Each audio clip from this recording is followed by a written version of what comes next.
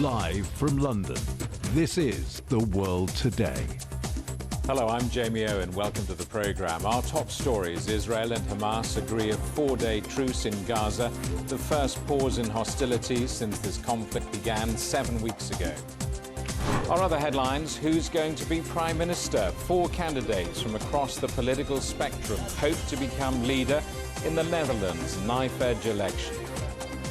And holidays in the danger zone for tourists risking their lives to see Iceland's smouldering volcano.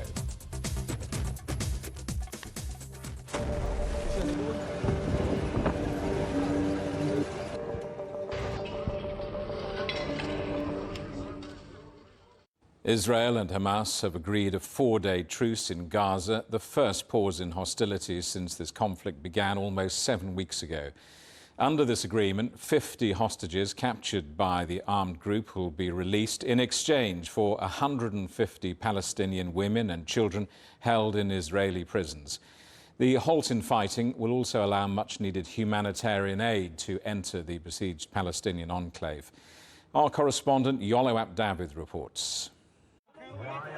Weeks of negotiations is giving hope to the families of hostages that were kidnapped and taken to Gaza. Their demonstrations, vocal and constant, are putting pressure on the Netanyahu government.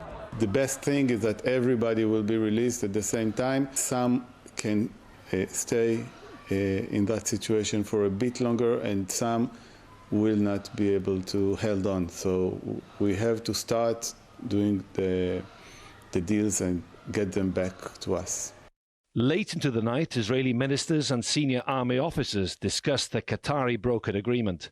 Up to 50 Israeli women and children could be released for at least 150 Palestinian women and children detained in Israeli jails. Far-right ministers are uneasy, as are relatives of some hostages. I feel so disappointed because I don't know if my Gali will be with this list that will go home, and I want her as soon as possible. Palestinian authorities are poring over records to determine who's eligible to be released based on how long they've been detained in Israeli jails. There are 2 points agreed on. First, to release civilian children and women from Israel's side, and this doesn't include soldiers. And for us, the 150 prisoners, and the number may reach 180, based on the length of time they've served in prison.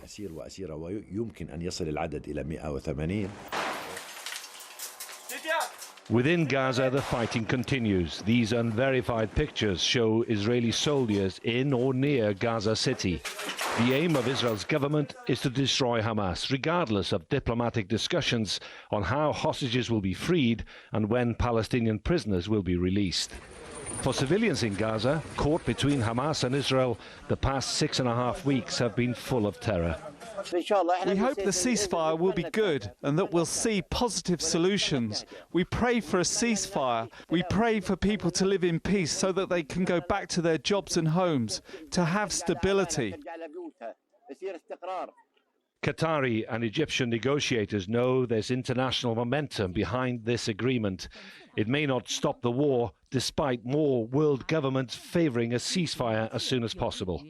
The 4-day pause in the bombing will be welcomed by Israelis living in fear for their relatives, and by those in Gaza who, having borne the full brunt of the conflict, now hope the much-needed humanitarian aid will be allowed through. Yolo Abdavid, CGTN. Let's talk to our correspondent Noor Harazin in Gaza. Noor, what more do we know about the details of this pause in fighting, and what's been the reaction there?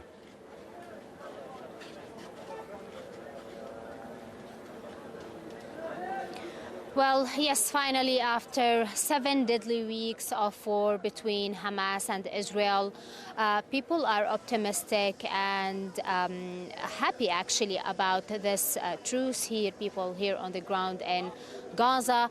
Hamas spokesperson Musa Abu Marzouk said in a statement this morning that this truce will start at 10 a.m. on Thursday. However, other Hamas leaders like Tahir al-Nunu said that still they did not agree on a specific time of this truce. So we cannot say that we actually know when this truce will go into effect. However, what we know is that Hamas will release 50 of those hostages, while Israel will free 150 Palestinian prisoners, all women and children under the age of 19. At the same time, Egypt will keep the Rafah border open, allowing hundreds of humanitarian trucks of humanitarian aid to enter the Gaza Strip.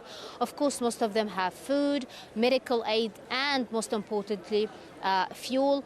People here on the ground in Gaza, they are divided. I mean, most of them are happy and excited that finally they will get some rest, even though it is just a matter of 4 days. However, we have people who are, especially those who are refugees or fled from their homes in northern Gaza and came here to take shelter in southern Gaza.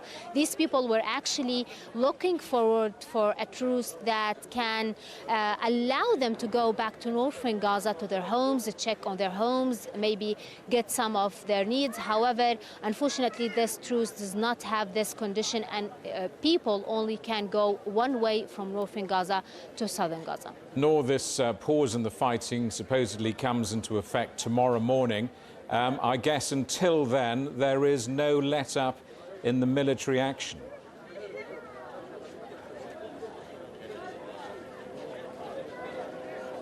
Well, yes, actually, the Israeli military intensified its attacks on the Gaza Strip, on different parts along the Gaza Strip since this overnight. Actually, we're talking about hundreds of Israeli strikes that hit northern Gaza, central Gaza City, here in middle Gaza, and also in southern Gaza. Just around 15 minutes ago, an Israeli strike hit a home in Khan Yunis city where 5 people were killed, including 2 children. And also at the same time, Hamas militants did fire a number of rockets towards southern Israel. However, we can tell that the people here on the ground are counting the hours until tomorrow, until this truce comes to effect, and they can take some rest, especially here in the hospitals. I mean, this will take off a lot of responsibility on the shoulders of the medical teams in the hospitals and the hospitals in Gaza, especially that over the past weeks we have been talking about the collapse of the health system here in Gaza. Noor, thank you for that. Our correspondent Noor Harazin in Gaza. Let's take you to Israel next and talk to our correspondent Sarah Coates, watching events from Tel Aviv. Sarah, I'm assuming relatives of those taken captive by Hamas have welcomed this news of a pause in hostilities. You're right, Jamie. There is some happiness. Although it is a bittersweet moment, there will, of course, be these families that are extremely disappointed, families that are extremely anxious, because what we know is that Hamas won't release the names of those captives that are being let out until the night before. So you can only just imagine this anxious wait that these people will be facing to actually find out whether their loved one's name is on that list. So it certainly will be a difficult time for a number of families here in Israel. But look, these members of the public still have a number of hours to lodge a petition at the Supreme Court to try and block this from going through. We do know already that the Terror Victims Association has done so. They believe that some parts of this deal could actually endanger the lives of Israelis. Now, that is likely to be rejected, and this deal is likely to still go through. But we have been seeing also opposition from the far right. I'm talking specifically here about the National Security Minister, Itamar Ben-Gvir. He is slamming this deal. He says it is a dangerous precedent to set.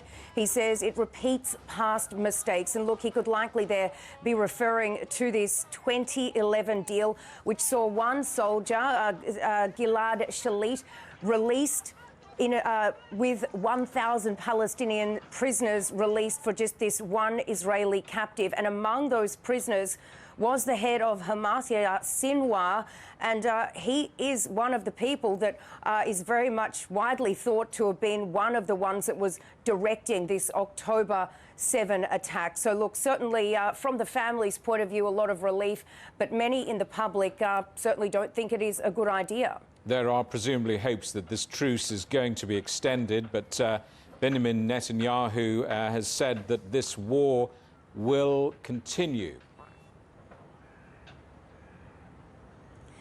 You're right. He's been saying that, and he says that after this initial truce, 4 days, it could be extended to a maximum of 10 days.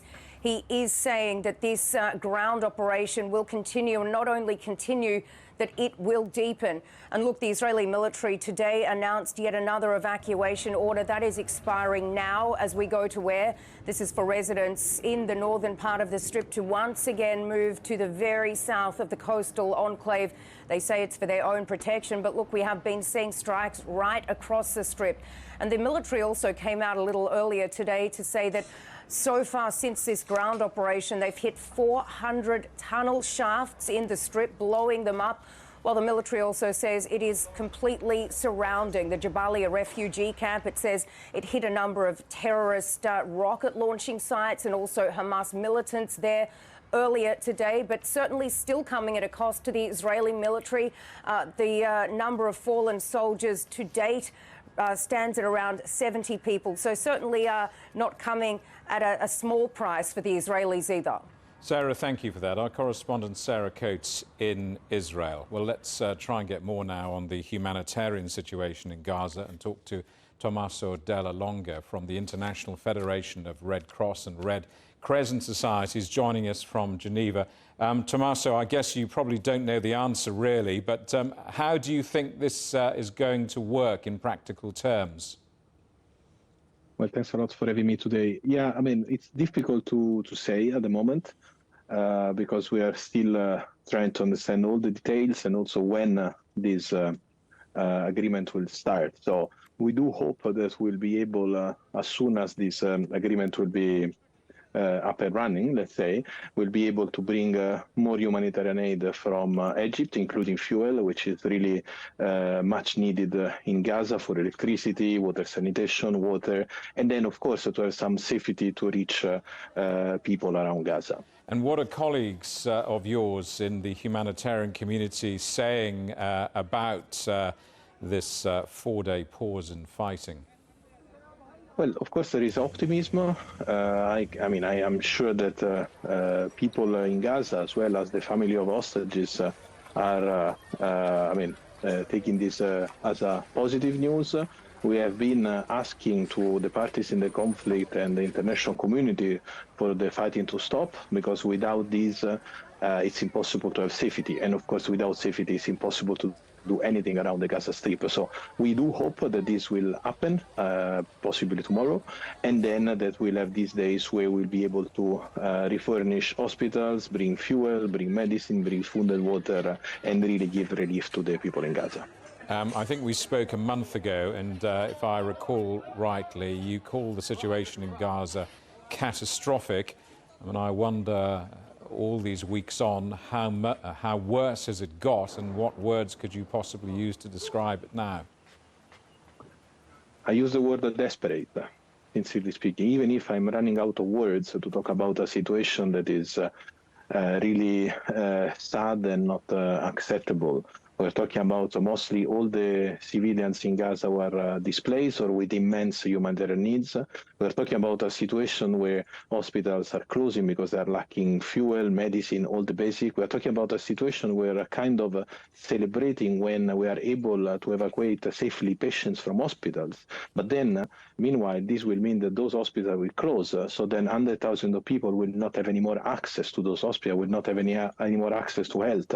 So it's a desperate situation. We do hope that we get some positive news in the next coming hours and days and some safety to do our work, but of course it is just a first step. Tommaso, good to talk to you again. Tommaso Della Longa from the International Federation of Red Cross and Red Crescent Societies in Geneva. Thank you. Well, China says it welcomes the truce between Israel and Hamas and hopes it will help alleviate the humanitarian crisis. Since the outbreak of the Israel-Palestine conflict on October the 7th, China has consistently called for a ceasefire and made unremitting efforts to cool the situation, protect civilians, and carry out humanitarian assistance. We welcome the temporary ceasefire agreement reached by the relevant parties and hope that it will help ease the humanitarian crisis, de-escalate the conflict, and ease tensions. Pope Francis says the Israel-Hamas conflict has gone beyond war to become terrorism. The head of the Catholic Church has been meeting Israeli relatives of hostages and also separately with Palestinians who have family in Gaza. At his weekly address at the Vatican, he said how he had heard directly how both sides are suffering. Well, let's talk to our correspondent Giles Gibson, watching events for us in Rome. Giles, so Pope Francis reiterating his call for peace. That's right, Jamie. Pope Francis has been very outspoken throughout this conflict, really, since it kicked off in October, repeatedly highlighting the dire humanitarian situation in Gaza and also on several occasions calling for there to be humanitarian corridors set up for the people of Gaza.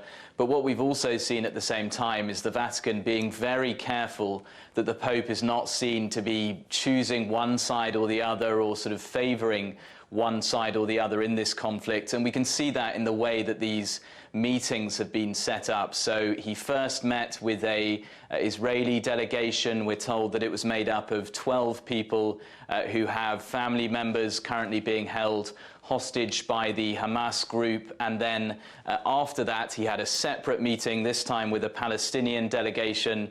We're told it was made up of 10 people and that they were both Muslims and Christians, part of that group. And I think we also see this push for neutrality in the way that the Pope's spokesperson, Matteo Bruni, is talking about these meetings. He said that they were exclusively humanitarian in nature. So clearly there is a real attempt from the Vatican to make sure that the Pope is not seen as a political actor in this crisis.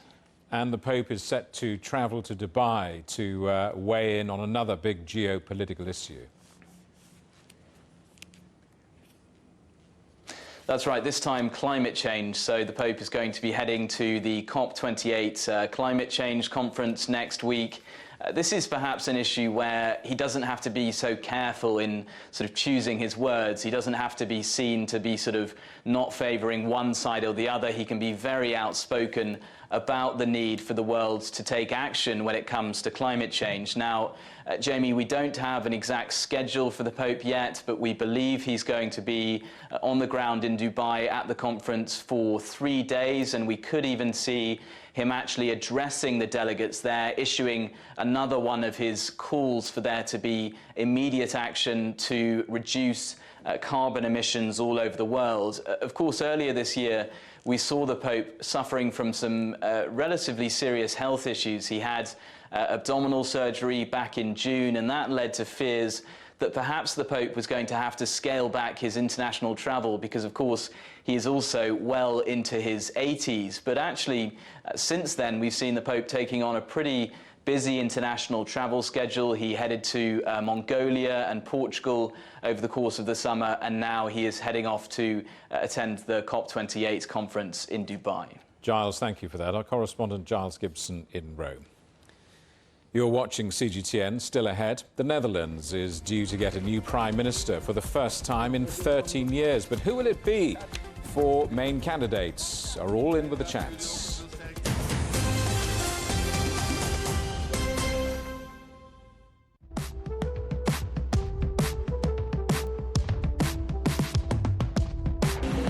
Welcome to This Way Forward.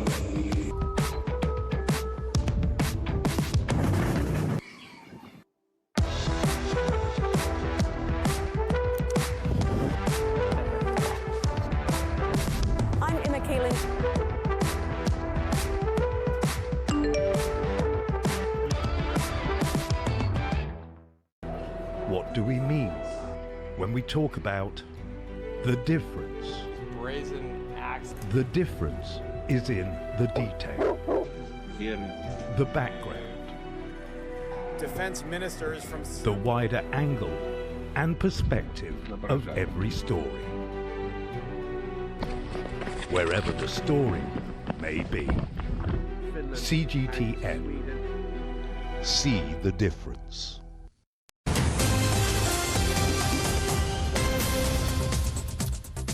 Hello, welcome back. A reminder of our top stories. Israel and Hamas agree a 4-day truce in Gaza, the first pause in hostilities since this conflict began 7 weeks ago.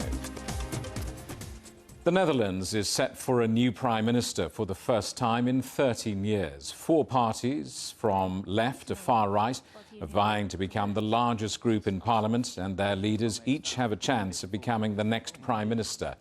Dylan Yeşilgöz, who heads the Liberal Party for Freedom and Democracy, could become the country's first female leader. She took over as party leader from Mark Rutte, who stepped down as prime minister in July after 4 terms in office. Well, let's talk to our correspondent, Alex Cadier, watching the campaign in Amsterdam. Alex, just talk us through these 4 main candidates.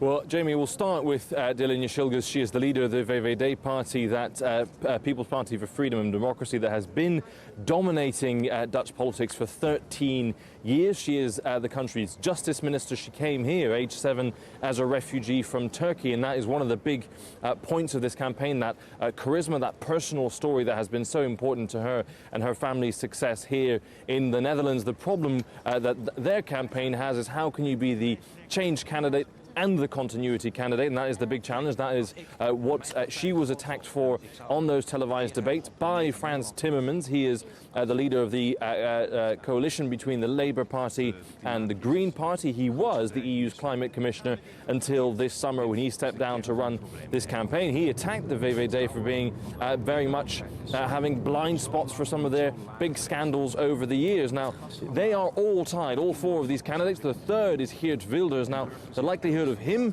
becoming prime minister is very slim. He is the far-right candidate. He is anti-Islam. He wants to put a stop on the arrival of all asylum seekers to the Netherlands. In the past, he has called for the banning of Qurans and Islamic schools in the country as well. All the other parties so far saying, we will not work with Geert Wilders. And the fourth is a party called the New Social Contract. It is 3 months old. It is led by Pieter Omtzigt. He was a Christian Democrat MP since 2010. He has been very much at the forefront of breaking one of the big scandals here in the Netherlands in the last few months of child support payments, investigations by the government that were completely unfair against the people they were investigating. So a lot of offerings, 25 parties standing in this election. Those are the key 4 parties. The main issues, like in so many places in Europe, are immigration, housing crisis, a real housing squeeze in the Netherlands, and the cost of living crisis as well. So the question now is, we know there will be a new prime minister. Who that will be and how they will get there is a lot more complicated. Alex, you told us about the politicians. What about the voters? I mean, how's the political wind blowing? What do you think the mood of the country is? Well, there's certainly a sense of excitement, of anticipation, Jamie. Having a new Prime Minister for the first time in 13 years is quite a significant moment in the politics of the Netherlands. Since Mark Rutte took office, we have had 5 British Prime Ministers, 3 American presidents, 3 French presidents, a new Pope, and 11 generations of iPhone since he became Prime Minister back in 2010. And that gives you a sense of how much of a vacuum he will leave, how much his departure will be significant, and that new, fresh Prime Minister, whoever they may be, will certainly be a landmark moment for the Netherlands. But you also get the sense, and the polls really bear this out, is that the Dutch very much up until election day, up until today, were not sure who they wanted to vote for. We're not completely convinced by any of the parties. That's why you have such a divided layout, political layout, such a divided polling at the moment. And so that coalition that will be built will probably take a long time because the country is divided across those so many parties. So certainly excited anticipation to see the result, but certainly a long political slog ahead before we have a new Prime Minister. Alex, thank you for that. Our correspondent Alex Cadier in Amsterdam. A new immigration bill will be scrutinised by members of parliament in France next week after senators approved a first draft of the legislation. The upper house amended the government's original proposals and shifted the measures in the bill to lean more to the political right. Our correspondent Ross Cullen reports. The French government is preparing for another extended parliamentary battle with its new immigration legislation. Now, senators have voted it through. They chose to harden up the proposals, and the opposition have strongly criticised the bill. President Emmanuel Macron's government at first suggested a mix of steps to expel more undocumented people and improve integration, but right-wing senators managed to tighten up the text. The government planned to offer a general right for undocumented migrants working in sectors with labour shortages to stay legally. However, right-wing senators insisted that should only be an exceptional case-by-case basis. The new, tougher version of the bill also further restricts the ability of migrants to bring family members to France, birthright citizenship and welfare benefits. The Senate has approved the legislation, but the next stage is for it to appear at the committee reading stage by MPs next week, and then after that it will make its way to the floor of the National Assembly for a general debate from the 11th of December. But the debates could last well into January because the opposition has refused to approve time limits on the duration of the discussions, although ministers could yet force that legislation through using a constitutional, if controversial, tool. Ross Cullen, CGTN, Paris. While Iceland is bracing for a likely volcanic eruption, it doesn't seem to have put off the tourists. Visitors in the country have remained stable with no exodus, and some travellers seem to be rather unaware of the potential danger. Our correspondent Johannes Pletschberger reports now from Reykjavik. Just about 10 kilometers from the expected volcano eruption site, numerous tourists visit the Krýsuvík hot springs, ignoring government warnings. In the text message states that I have to leave the area. We don't scared about it. There are many tourists everywhere, and it doesn't look like that the volcano does explode in a few days or something else. I'm a geographer, and volcano is amazing for me and fascinating. We don't see any tourists who is in panic or something else. Iceland's government says the restricted perimeter around the volcano is large enough and well secured. We have been communicating information to the tourists, what places are not safe, and that is in a very secured area. Tourism is very important. It provides about 30 to 35% of all our export revenues. Volcanoes are both a magnet and a threat to tourism in Iceland. People from all over the world come to go volcano hiking or hot spring bathing. At the same time, the lava can destroy tourism infrastructure and block air traffic. Despite evacuations and rising lava levels, incoming tourist numbers have remained constant, according to the government. In case of an unlikely stop to air traffic at the country's only international airport, tourists would be able to use small local airports in other parts of the country. Johannes Pletschberger, CGTN, Reykjavik. And that is The World Today. Thank you for watching. We're back with more news at the top of this hour. Coming up next, it's World Insight. For now, from all of the team in London, it's goodbye.